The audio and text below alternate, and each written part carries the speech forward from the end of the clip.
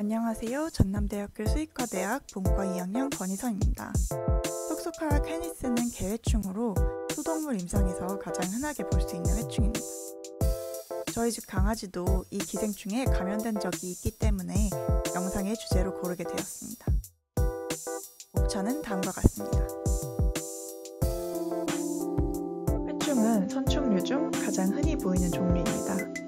선충류의 대표격답게 긴 원통형, 즉 국수가락 같은 형태를 가집니다. 수컷의 꼬리가 굽은 것으로 암수를 구분할 수 있습니다.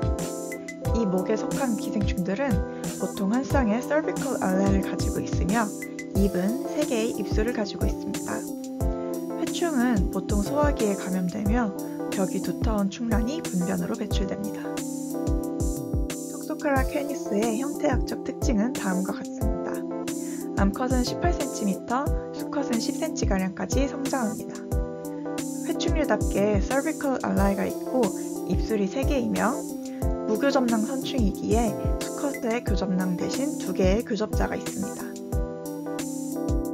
충란은 크기가 90 곱하기 70 마이크로미터이며 두껍고 거칠거칠한 거치상 난각이 특징입니다.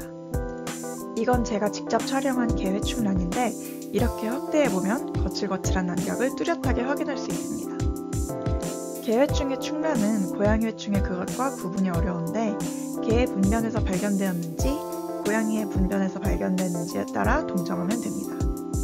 이 충란은 2주가 지나면 감염력을 가진 제2기 유충이 되지만 외계에서는 부화하지 않습니다. 톡소카라 캐니스가 개에 감염될 수 있는 방법은 크게 3가지입니다. 첫 번째로 경구 감염, 두 번째로는 태반 감염, 세 번째로는 초유 감염이 있습니다. 각 감염 경로에 따른 생활사를 알아봅시다. 먼저 경구 감염입니다. 제2기 유충이 들어있는 충란을 섭취하는 경우, 어린 강아지의 변에 들어있는 제4기 유충을 섭취하는 경우, 개회충에 감염된 이동숙주를 섭취하는 경우에 경구 감염이 이루어질 수 있습니다. 경구 감염된 충란의 제2기 유충은 위에서 부화합니다. 성견의 경우 부화한 제2기 유충은 장벽을 뚫으며 간에서 폐로 체내 이행합니다. 이후 체내 여러 장기에 제2기 유충의 상태로 자리를 잡게 됩니다. 여기서 암컷개에 감염된 경우 이후 숙주가 임신했을 때 태반 감염을 하기 위해 이동합니다. 수컷개에 감염된 경우에는 숙주가 dead end host가 됩니다.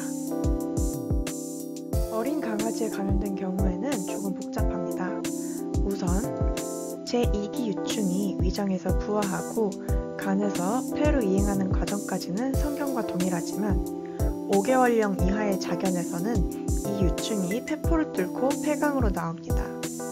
폐강으로 나온 유충은 기도를 타고 올라가 식도로 들어갑니다. 이후 소화기를 타고 소장에 도달한 뒤 성체가 되어 메이팅한 후 충란을 배출합니다. 이렇게 자견에서의 감염은 복잡한 체내 이행을 거치며 컴플리트 사이클을 완성하게 됩니다. 태반 감염의 경우 어미의 조직에 머무르던 2기 유충이 임신 42일경부터 운동성을 띠기 시작합니다. 모견의 조직에 있던 유충은 태반을 통해 태아로 이동하며 태아의 간에서 폐조직 모세혈관까지 이동해 체류합니다. 태반을 통해 감염된 강아지가 태어나 첫 숨을 들이키면 3기 유충은 한꺼번에 폐포강으로 빠져나와 식도이행을 하기 시작합니다. 이후 소화기로 이동하고 컴플리트 사이클을 이루게 됩니다. 감염된 어미개의 조직에 있던 유충의 5%가량은 태반 대신 유선 조직으로 이동합니다.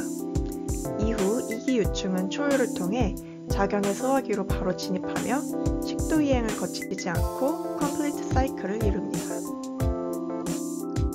이제 개회충에 감염되었을 경우 성견에서의 증상에 대해 알려드리겠습니다. 우선 가장 흔한 증상으로는 점액성 설사가 있습니다. 순수하게 회충에만 감염되었을 경우 피가 섞인 혈변은 발생하지 않습니다. 또한 중감염되었을 시에는 구토 증세도 보일 수 있는데 소장에 서식하던 성충이 위로 넘어와 위점막을 자극하여 구역 구토를 유발할 수 있습니다. 또한 환축이 흡수해야 하는 영양분을 기생충이 섭취하기 때문에 체중이 줄거나 모질이 안 좋아지는 등의 모습을 보일 수 있습니다.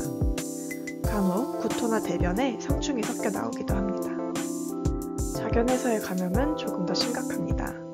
태반을 통해 감염된 경우 수많은 유충들이 폐벽을 뚫고 나오기 때문에 호흡곤란을 유발할 수 있으며 심한 경우에는 생후 2일 내에 갑자기 사망하기도 합니다. 또한 작은 몸에 수많은 성충들이 감염되어 있으면 potbelly, 즉 항아리처럼 불룩해진 배를 보일 수 있습니다. 더불어 체내이행을 하는 중 간을 거치며 간 조직을 손상시키기 때문에 간에 milk spots라고 불리는 흰 반점을 남깁니다. 간혹 잘못된 경로로 체내이행을 해 이소기생, 즉 정상적이지 않은 위치에 기생하게 되는 경우가 있는데요. 만약 중추신경계에 이소기생하게 되는 경우 신경계 증상을 보일 수 있습니다. 이렇게 반려견에서 문제를 일으킬 수 있는 개회충, 과연 사람에게도 감염될 수 있을까요? 정답은 가능하다입니다. 개회충은 구강을 통해 사람에도 감염될 수 있으며 사람은 개회충의 고유숙주가 아니기 때문에 감염 시 이소기생이 잘 발생합니다.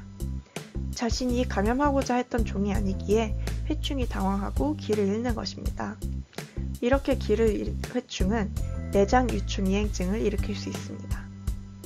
영유아가 아무거나 주워먹는 시기에 충란을 섭취하게 되면 발생할 수 있습니다. 또한 드물게 안구로 이소기생해 안구 유충 이행증을 야기할 수 있는데요. 이는 부분적인 실명으로까지 진행될 수 있습니다. 이렇게 개회충에 대해 배우니 집사님과 반려견에 대한 걱정이 커지셨을 것 같습니다. 다행히도 사랑하는 반려견이 주기적으로 동물병원에서 구충을 하고 있다면 예방은 물론 치료도 항시되고 있으니 걱정하지 않으셔도 됩니다. 다만 산책을 하면서도 꾸준히 정기적으로 구충을 하고 계시지 않으시다면 꼭 동물병원에 가셔서 꼬박꼬박 구충을 하셔야 합니다. 구충제마다 예방, 치료할 수 있는 기생충의 범위가 다를 수 있기 때문에 반드시 수의사와의 상담을 거치고 정기적인 구충을 하시기 바랍니다. 이렇게 개회충은 반려동물과 나의 건강을 위협할 수 있지만 꾸준한 관리와 구충으로서 충분히 예방할 수 있는 기생충입니다. 영상 시청해주셔서 감사합니다. 전남대학교 수의과대학 권희선이었습니다.